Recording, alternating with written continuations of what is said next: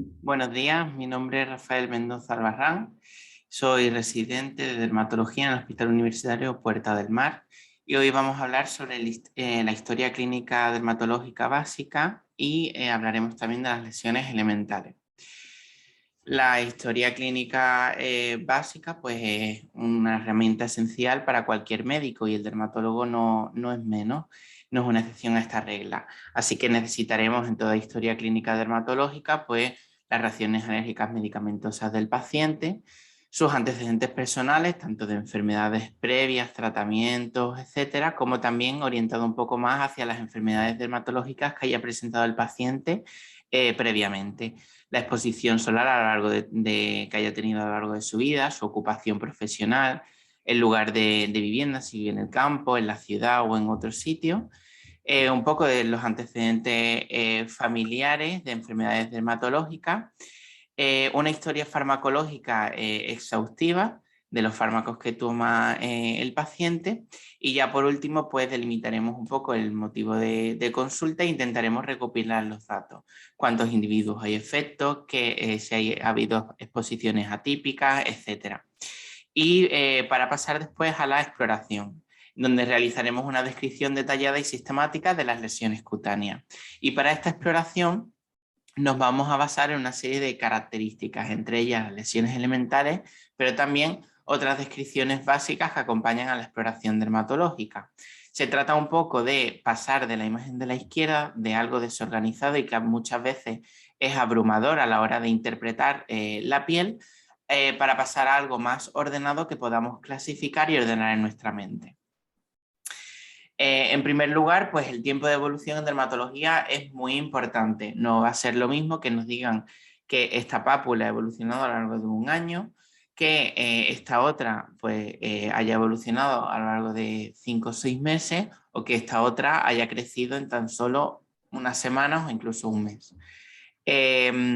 Esto nos va a orientar un poco más, pues esta que es de un crecimiento largo y además con sus características clínicas, un carcinoma vasocelular, esta otra por la zona del labio inferior y fotoexpuesta en la que se encuentra y un crecimiento rápido hacia un carcinoma epidermoide, y esta otra con su tapón de queratina central y de crecimiento muy rápido hacia un queratoacantoma. El tamaño también va a ser muy importante, como podemos imaginar, no va a ser lo mismo tanto para el paciente como para el médico a la hora de realizar una cirugía, esta lesión que esta otra, incluso su localización, pues también va a tener consecuencias importantes para el paciente. Es por ello que siempre nos apoyamos de una regla en la consulta donde podemos tenerla a mano para medir la lesión y siempre acompañar a la descripción de la lesión con su tamaño. Y si nos pilla un poco desprevenido y no tenemos una regla a mano, pues ya hay múltiples app en los móviles que incorporan pues una regla de medir. En cuanto al color, va a ser importante. Puede ser negro e indicar a lo mejor procesos de necrosis de la piel por distintas causas o incluso lesiones pigmentarias, como en este melanoma de la imagen. Puede ser azul, indicar alguna melanocitosis, equimosis, congestión venosa o como por ejemplo en esta acrocianosis que tenemos en la imagen. Puede ser marrón, que acompaña muchas veces a las lesiones pigmentadas, pero también pueden ser indicativas de otras dermatosis, como por ejemplo la fitofotodermatitis, como por ejemplo la dermatitis de Berloque, o pueden indicar enfermedades sistémicas de base, como por ejemplo la enfermedad de Addison o la hemocromatosis, que en ese caso pues será una pigmentación más generalizada. En cuanto al color blanco, pues puede indicar un tejido cicatricial de base o un vasoespasmo, como por ejemplo ocurre en el fenómeno de Raynaud. El depósito de sustancias como el calcio en la sangre y tendríamos una calcinosis cutis, o por ejemplo la ausencia de melanina, como por ejemplo en el vitíligo de la imagen. El amarillo pues, puede indicar depósito de pigmento amarillento, como por ejemplo betacaroteno, el pigmento biliar, o incluso de lípidos, como en este xantoma que tenemos. O el color verde pues, puede ser significativo en una infección por pseudomonas, algunos cloromas o por depósitos de cobre. El rojo casi siempre va a traducir la extravasación Bueno, extravasación o digamos la presencia de sangre puede ser por extravasación o bien por dilatación de capilares, hiperemia. El contorno va a tener mucha significación, sobre todo en las lesiones pigmentadas. Ya sabemos, en la BCD de las lesiones pigmentadas incluye pues este contorno que va a ser, que puede ser regular o irregular y va a tener distinta significación. Así que siempre que podamos, a la hora de describir una lesión dermatológica, pues la acompañaremos de esta característica. También sería conveniente describir un poco su superficie, si es lisa, si es rugosa, suave, áspera, si es regular, irregular, si es húmeda, seca, y su consistencia al tacto, si es dura, blanda, si es pétrea, si es más elástica, si está firme en el tejido, bien es friable, si es elástica o gomosa, etc. Y posteriormente pues pasaremos a localizar la lesión en el cuerpo, pero no solo localizarla, sino también cómo está distribuida.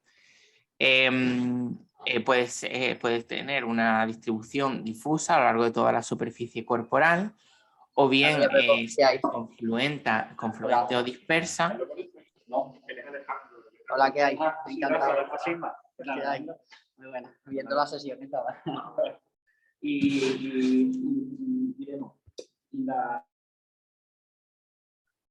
Confluente o dispersa. Estar en superficies acrales, ser centrales, cervicofaciales, etcétera. O bien poder ser simétrica o asimétrica, si afecta a superficies flexoras o extensoras, si afecta a los pliegues, si afecta a las áreas fotoexpuestas, o bien seborreica, o bien afecta a la mucosa, o incluso a los grandes pliegues, como por ejemplo en este caso, de intertrigo candidiásico. Si hay afectación palmoplantar, va a tener una gran significación. Posteriormente, también añadiremos una referencia a las características físicas. Por ejemplo, si la lesión se acompaña de un aumento de la temperatura, si afecta a la movilidad de la parte del cuerpo implicada, o qué síntomas asociados tiene, pues si se acompaña de prurito, dolor, disestesias, etc. Posteriormente, pues vamos a pasar a la descripción de las lesiones elementales. Las lesiones elementales son unidades morfológicas básicas. Su análisis va a ser importante para el diagnóstico y para identificar cuál es la naturaleza de la dermatosis que tenemos delante, pero digamos que su descripción, la de la lesión elemental fundamental, no va a hacer referencia a la naturaleza, sino que va a ser una descripción puramente morfológica. Son primarias cuando se asientan sobre piel previamente sana, o secundarias cuando se producen por una agresión externa o como evolución de las lesiones primarias. Se llaman erupción cuando hay muchas lesiones elementales, y al conjunto de todas ellas pues se la denomina bajo este nombre. Puede ser monomorfa si son lesiones del mismo tipo, o polimorfa si son lesiones de distinto tipo. Pasando ya a las lesiones elementales primarias, en primer lugar tenemos la mácula. La mácula no es más que un cambio de coloración de la piel, que no necesariamente va a implicar un cambio en la textura o el relieve de la piel. Y cuando supera más de 3-4 centímetros, pues se le denomina mancha. Pueden ser vasculares y van a producir cambios en la microcirculación. Si son de color rojo y además desaparecen a la vitropresión, pues tenemos máculas eritematosas, que se deben pues, a una dilatación de los capilares. ¿Y por qué desaparecen a la vitropresión? Porque cuando realizamos presión sobre el tejido, enlentecemos el relleno capilar y entonces blanquea.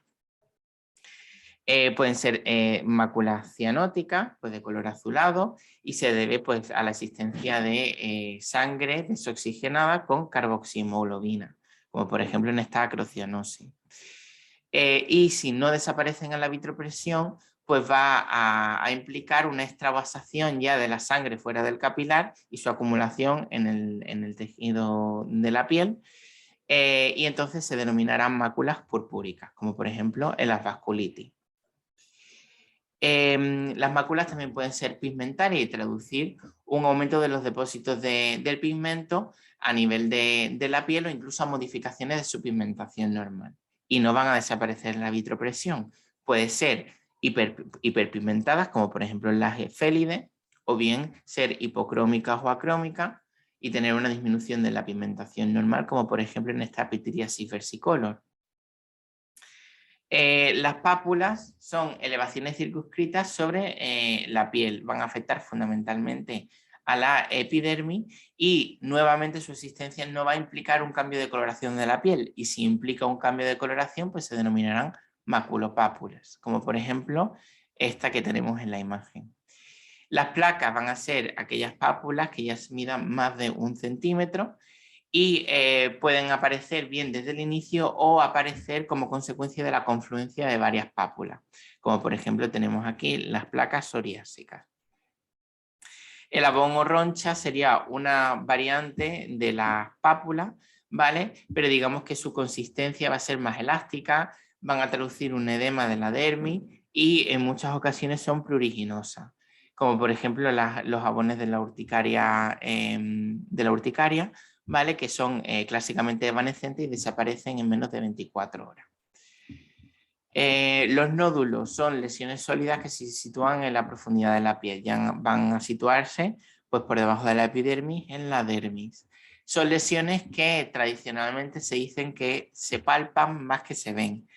Entonces, cuando veamos la piel y la palpemos, pues notaremos un cambio de consistencia, quizás más elástica o incluso más endurada que en el resto de la piel circundante. El tumor sería una variante de nódulo que ya va a hacer referencia a la naturaleza de esa lesión, ya que va a ser de naturaleza neoformativa o neoplásica. Y va a tener tendencia a persistir, como por ejemplo pues este tumor que tenemos aquí.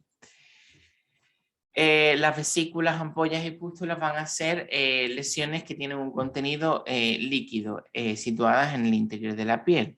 Pueden ser de distintos tipos, pueden ser en el interior de la epidermis o en la unión dermoepidérmica. Y su contenido puede ser sérico, hemorrágico, purulento, etc. En función de esto, pues tendremos las vesículas, que son aquellas que miden menos de 0,5 centímetros, las ampollas, como por ejemplo en este pemfigoide ampolloso, que van a medir más de 0,5 centímetros, o las pústulas, que van a tener un contenido purulento.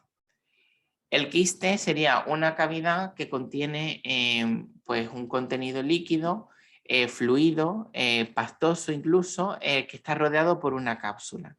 Y a la palpación puede ser indistinguible de un nódulo o un tumor, pero su carácter liso y contorno bien definido pues va a permitir reconocerlo. Pueden ser de distintos tipos, anexiales, no anexiales, pseudoquistes, y en general pues esto sería un quiste epidérmico, ¿no? Sería esta lesión que en este caso no solo es palpable, sino también visible, que va a estar rodeado cuando lo extirpemos por una cápsula. En cuanto a las lesiones secundarias, que eran aquellas que se producían por agresiones externas o bien como evolución de las lesiones primarias, pues vamos a tener distintos tipos.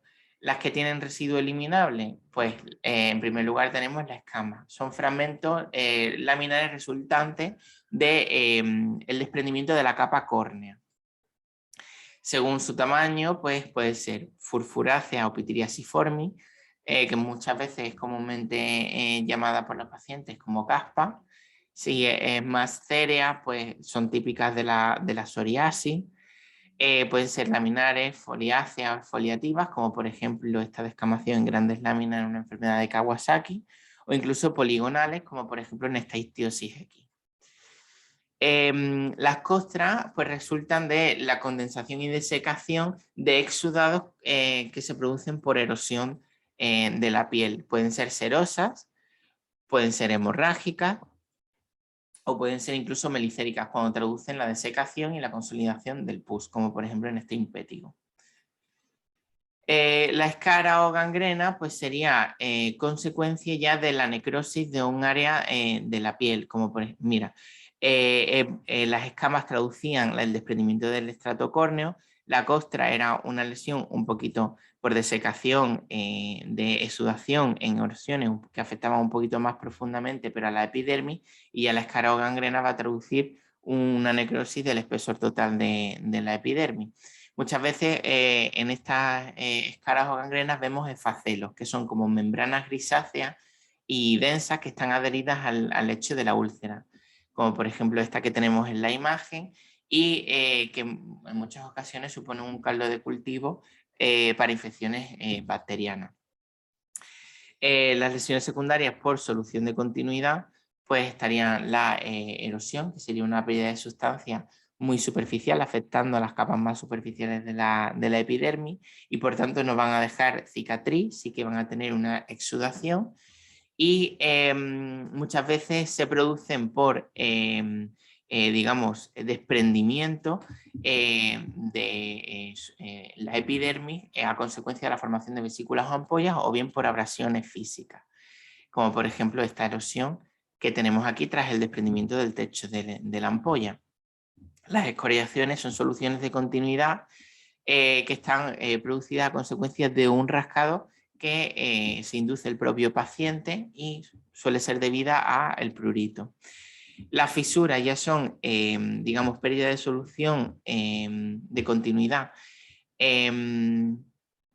más lineales, incluso más profundas, abarcando casi toda la epidermis, incluso a veces llegando hasta la dermis superficial, que se van a producir sobre todo en zonas de pliegue, o también algunas dermatosis que cursan con hiperkeratosis y engrosamiento de la piel, que digamos que lo que hace es que el tejido pierde su consistencia elástica y con los movimientos pues se va agrietando, y suele ser característicamente dolorosa.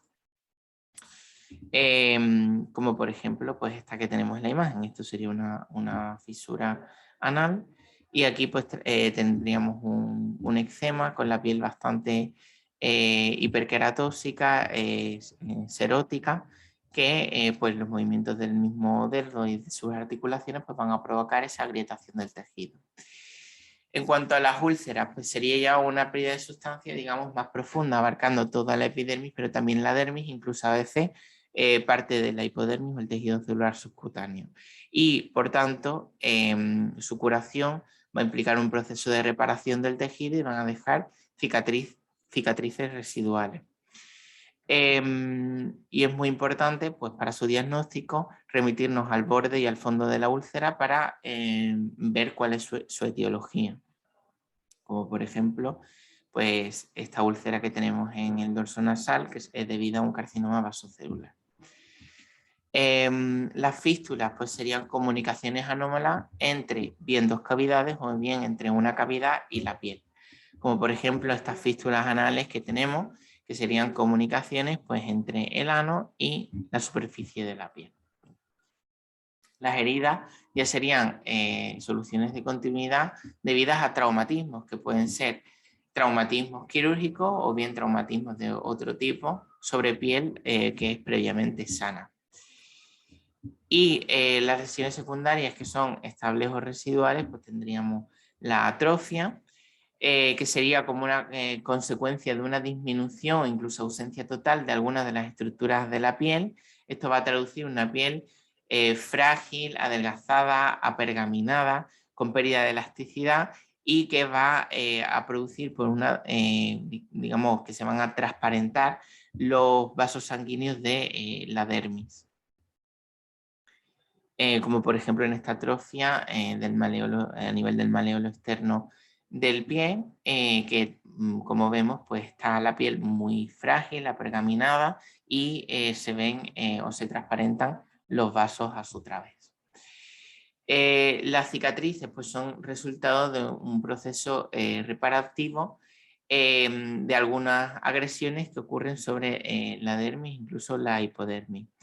No es más que la sustitución del tejido lesionado por tejido fibroso como consecuencia de la proliferación de fibroblastos y la acumulación de colágeno en esa zona. En función de cómo sea la cicatriz, podemos tener cicatrices atróficas que están deprimidas con pérdida de estructuras de la piel, o bien hipertróficas si los compartimentos tisulares sobresalen, pero no sobrepasan el límite de la lesión inicial, o serán queloides cuando estos límites sí que se sobrepasen. Vamos a hablar de algunas lesiones dermatológicas especiales que digamos que no pueden clasificarse ni como primaria ni como secundaria, como por ejemplo la liquenificación, que sería un engrosamiento circunscrito de la piel que va a traducir un aumento del cuadrillaje cutáneo y muchas veces se produce como consecuencia de un rascado intenso y prolongado sobre la piel y sobre la misma zona. Pero pueden ser, en este caso sería una irritación mecánica, pero también puede ser de otro tipo, como química o inflamatoria, como por ejemplo en este líquen simple crónico. La esclerosis pues, traduce un endurecimiento difuso o circunscrito de la piel como consecuencia de un aumento de la fibrosis y depósito de colágeno a nivel pues, de la dermis o de la hipodermis, como por ejemplo en la morfea. Y la poiquilodermia pues, es un término que se acuña para describir a un conjunto de lesiones elementales, ¿no? Van a traducir pues, la combinación de atrofia, hiperpigmentación, hipopigmentación, telangiectasia, patrón reticulado o incluso a veces de aspecto moteado. Para finalizar y concluir la sesión, decir que es importante para el diagnóstico de la dermatosis conocer las lesiones elementales y utilizarlas como medio de comunicación para describirlas. Cuando describamos una dermatosis, pues deberemos nombrar primero las lesiones elementales que la componen, su forma y disposición, su tamaño, color, contorno, superficie, la consistencia al tacto, su localización y distribución en la superficie corporal y sus características físicas, ya que una correcta anamnesis, exploración y descripción de la lesión es la base del diagnóstico dermatológico. Y muchas gracias por la atención.